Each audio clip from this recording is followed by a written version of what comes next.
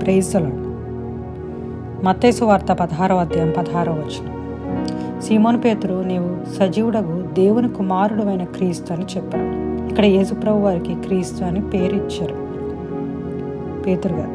ఎందుకు అంటే ఆయన సజీవం గల దేవుడు. అసలు క్రీస్తు అంటే ఏంటి? క్రీస్తు అంటే అభిషేకం కలిగిన వాడు అని. అసలు అభిషేకం అంటే ఏంటి? దేవుడు తన వేలి ముద్రని యేసుప్రభు వారి మీద పెట్టి, ఈయన నా సంబంధికుడు అని ఆయన తన కుమారుడిగా ఈ లోకానికి తీసుకొచ్చారు. ఏ విధమైన మనుషుల ప్రమేయం లేకుండా. అలాగే మరి యేసుప్రభు వారిని, యేసుక్రీస్తుని మనం ఎప్పుడైతే కలిగి ఉంటామో మనం కూడా అదే అభిషేకం కలిగి ఉంటాం. అంటే దేవుని వేలు ముద్ర మన మీద ఉంటుంది.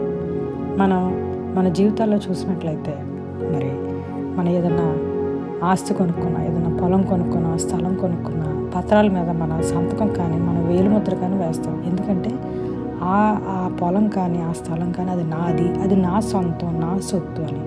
అలాగే ఎప్పుడైతే యేసుప్రభు వారి వేలు ముద్ర మన మీద ఉంటుందో మన అభిషేకం కలిగి ఉంటాం. అంటే దాని అర్థం మనం ఆయన సొత్తు, ఆయన సొంతం, ఆయన మనిషిగా మనం ప్రవర్తించాలి, ప్రవర్తిస్తాం కూడా.